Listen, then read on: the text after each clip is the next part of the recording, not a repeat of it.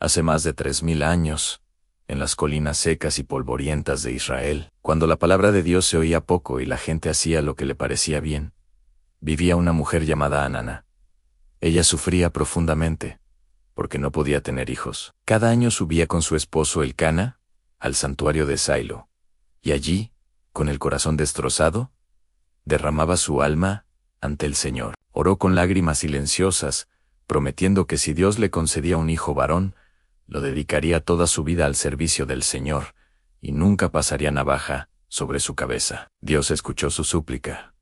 Pasaron los meses, y Ana dio a luz a un niño. Lo llamó Samuel, porque dijo, al Señor lo pedí. Cuando el pequeño ya tenía unos 3 o 4 años y podía separarse de su madre, Ana cumplió su voto. Lo llevó al santuario de Silo, y lo presentó al viejo sacerdote Elí.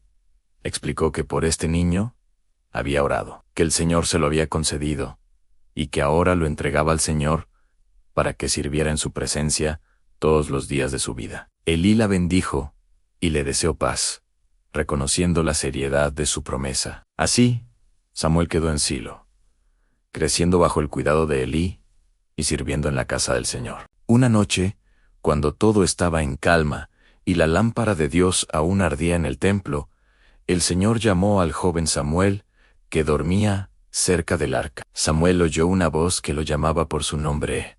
En Samuel. Pensando que era Elí quien lo requería, se levantó de un salto y corrió hacia la habitación del sacerdote. Le dijo que había acudido porque lo había llamado, pero Elí le respondió que no lo había llamado, y le ordenó volver a acostarse. Poco después, la voz volvió a sonar. En Samuel. Samuel se levantó otra vez. Corrió a donde Elí y le dijo lo mismo. Elí, confundido, le insistió en que regresara a su lecho, porque no había sido el Anpumpo.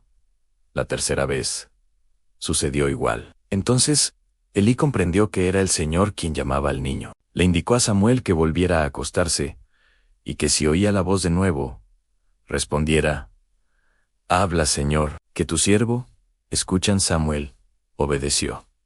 Y el Señor lo llamó una cuarta vez. En Samuel. Samuel en esta vez. El muchacho respondió con voz temblorosa, pero decidida en habla, que tu siervo escucha. Esa misma noche, Dios le reveló a Samuel un mensaje duro, aunque juzgaría para siempre la casa de Elí por la maldad de sus hijos, que no habían sido corregidos, y que ambos morirían el mismo día. Al amanecer, Elí le pidió a Samuel que no le ocultara nada, y le contara todo lo que el Señor había dicho. Samuel, con el corazón pesado, le transmitió el juicio divino. Elí, resignado, solo respondió que el Señor hiciera lo que bien le pareciera. Desde entonces, Samuel creció, y el Señor estuvo con él en todo Israel, desde Dan hasta Beersiba. Supo que Samuel era un profeta fiel, porque la palabra del Señor nunca le fallaba. Llegó un tiempo de gran crisis.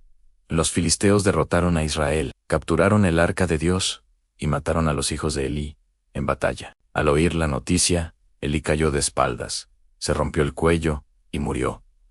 Israel estaba en luto y desesperación, pero Samuel reunió al pueblo y les habló con autoridad.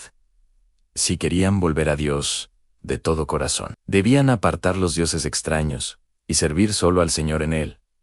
Pueblo obedeció, quemaron ídolos, se arrepintieron y se reunieron en Mizpa. Samuel oró por ellos, y Dios respondió con un trueno tan poderoso que los filisteos se llenaron de pánico y huyeron. Ese día Israel recuperó esperanza y ciudades perdidas. Samuel se convirtió en el último juez de Israel, recorriendo año tras año Betel, Gilgal y Mizpa, juzgando al pueblo con justicia. Sin embargo, con el paso del tiempo, el pueblo empezó a pedir un cambio. Los ancianos se acercaron a Samuel y le dijeron que ya era viejo, que sus hijos no seguían su camino recto, y que querían un rey como tenían todas las naciones, para que los gobernara y los liderara en batalla. Samuel se entristeció profundamente, porque sintió que rechazaban al Señor mismo como su rey.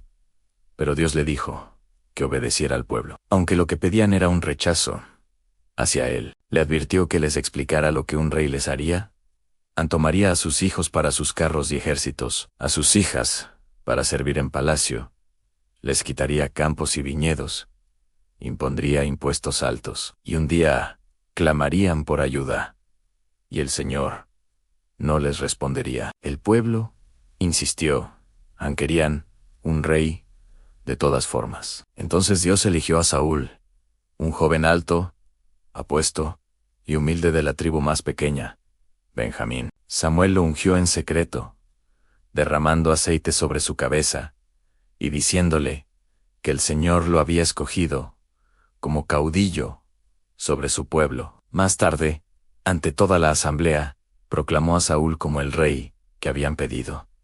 El pueblo gritó de alegría. Saúl reinó al principio con éxito, pero pronto desobedeció la palabra clara del Señor. Samuel tuvo que enfrentarlo y anunciarle que, por su desobediencia, Dios lo había rechazado como rey. Saúl suplicó perdón y pidió que Samuel lo acompañara para honrarlo ante el pueblo. Pero Samuel le respondió que el Señor no se arrepiente como los hombres y que todo había terminado. Entonces, Dios envió a Samuel a Belén, a la casa de Isaí. Allí vio a los hijos mayores, fuertes y atractivos, pero el Señor le dijo que no mirara la apariencia, porque Él ve el corazón. Cuando llegó el menor, David, un joven pastor de ojos hermosos y cabello rojizo, Dios le indicó que era él en Samuel, lo ungió en secreto. Y el Espíritu del Señor descendió sobre David con poder desde aquel día. Samuel vivió hasta edad avanzada. Antes de morir, reunió a todo Israel en Ramá y les habló con solemnidad. Les pidió que testificaran ante el Señor si alguna vez había defraudado a alguien, oprimido a alguien, o tomado algo injustamente. El pueblo respondió a una voz que nunca había hecho mal, ni tomado nada de nadie. Samuel les recordó que había caminado con integridad delante del Señor toda su vida. Cuando Samuel murió, todo Israel lo lloró, y lo sepultó en su casa en Ramán. Su vida había sido un puente entre la era de los jueces y la de los reyes. Un hombre que aprendió a escuchar en la oscuridad de la noche, que habló verdad aunque doliera, y que preparó el camino para el rey, según el corazón de Dios. Y aún hoy, cuando alguien se detiene en la quietud y siente un susurro en el alma, puede recordar las palabras que marcaron el comienzo de todo habla. Señor, que tu siervo escucha.